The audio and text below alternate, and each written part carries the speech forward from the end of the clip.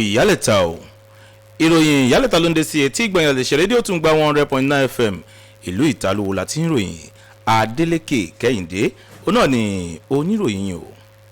ẹni tó jẹ́ igbákejì ààrẹ nílé ìgbìmọ̀ aṣòfin àgbà nílùú Àbújá Ovie Ọmọ-Agége wọ́n ti sọ di mímọ̀ wípé ààrẹ orílẹ̀-èdè Nàìjíríà ààrẹ Muhammadu Buhari máa ṣe ìtẹ́pẹpẹ ìwé ètò ìṣúná owó fún ti ọdún 2022 ní ọjọ́bọ̀ ọ̀sẹ̀ yìí ti ṣe ọ̀la òde yìí o.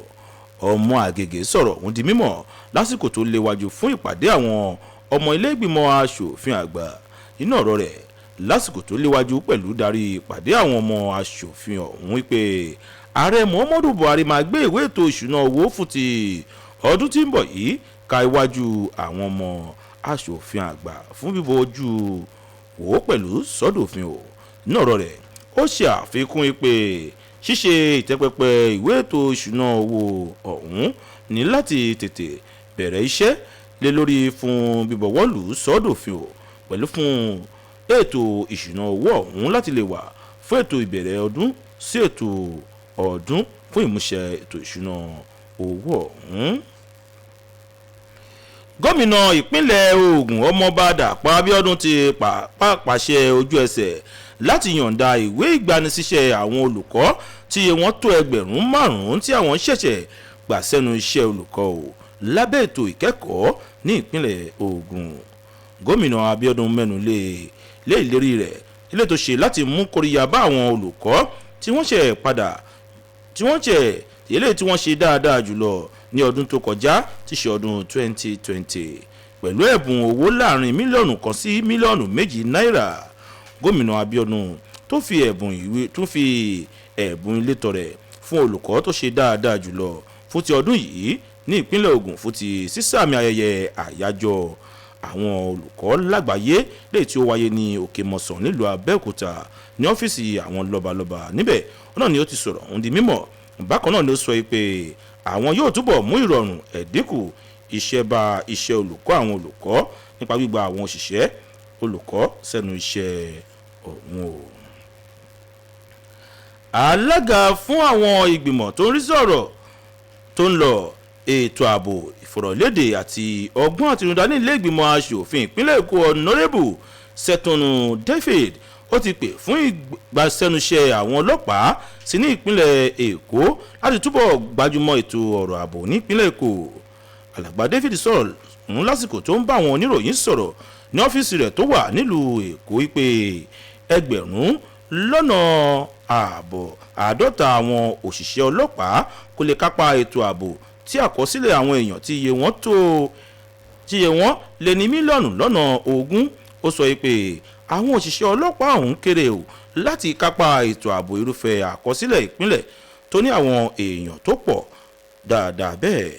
Agbẹnusọ ọ̀hún sọ pé ìpínlẹ̀ Èkó ni ó wà lábẹ́ ètò tó ní ètò ọ̀rọ̀ ààbò jù tí àwọn ìpínlẹ̀ tó kù tó jẹ́ akẹgbẹ́ rẹ̀ lọ lórílẹ̀‐èdè Nàìjíríà.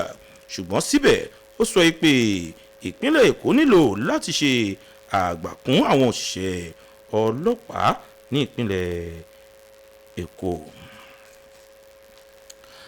Àjọ ìṣọ̀kan àwọn olùkọ́ orílẹ̀-èdè wa Nàìjíríà tẹ̀ka kò ṣọ̀fẹ́ ní ìpínlẹ̀ Èkó yẹn àjọ Nigerian Union of Teachers ti rọ ìjọba orílẹ̀-èdè Nàìjíríà yìí pé kí wọ́n túbọ̀ mú ìwúrí bá iṣẹ́ olùkọ́ fún àwọn òṣìṣẹ́ tí wọ́n jẹ́ olùkọ́ nípa pípèsè àyíká tó dára fún ètò ìkẹ́kọ̀ọ́ ní káàkiri àwọn ilé ẹ̀kọ́ tó wà lórílẹ̀-èdè yìí ò ní pàtàkì jùlọ ní ìpínlẹ̀ Èkó.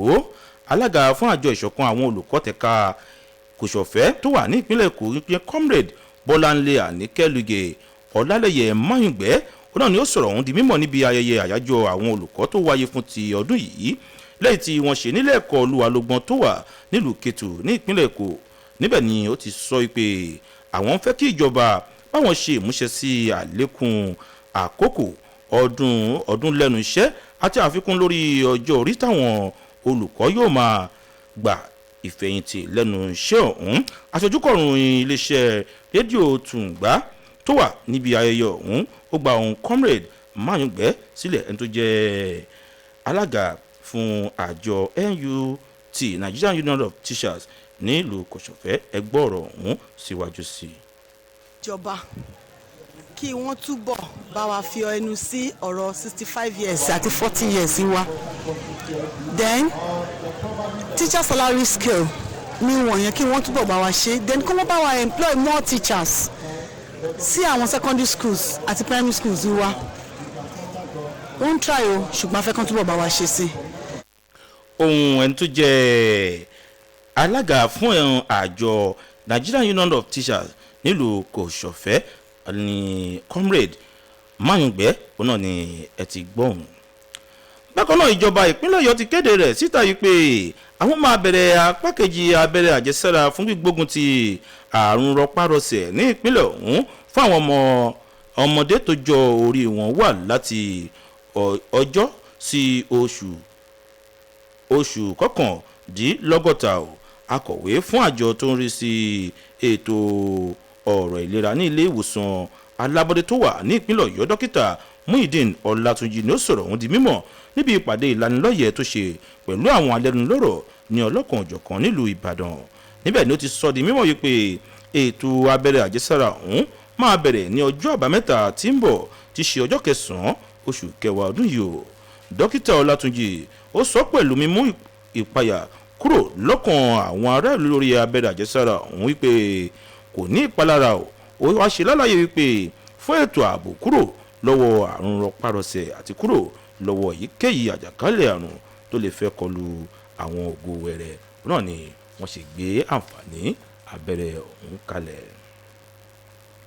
ẹ̀yin ará ká nífẹ̀ẹ́ orílẹ̀-èdè ẹni ẹ̀ka tí kò ṣe ṣẹkòdì nítorí pé orílẹ̀-èdè Nàìjíríà jọ ní ni o, ṣùgbọ́n fún ìlọsíwájú rẹ̀, fún ìdàgbàsókè rẹ̀, fún ìtẹ̀síwájú rẹ̀ ó wà lọ́wọ́ èmi àti rẹ̀ o.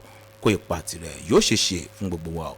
Ìròyìn ìyálẹ̀ta kò ní jù báyìí lọ lójúmọ́ tòní, yòókù tún di aago 12 ọ̀sán nígbà tẹ́ máa pàdé àwọn akọ ẹgbẹ́ mi fún ìròyìn àgbáyélédè Gẹ̀ẹ́sì. iléeṣẹ́ rédíò Tungba 100.9 FM nílùú Ìtàlùwò tí a kalẹ̀ sí Lẹ́bàá Ògìjò. Ǹjẹ́ ní orúkọ Ọláyẹmí Àkànní tó kéré ọ̀húnjọ́ náà lèmi Adélékè Kẹ́hìndé ń sọ fún gbogbo wa yìí pé o ẹ máa yá ṣe o, ẹ ṣe o 10:30 sí wa.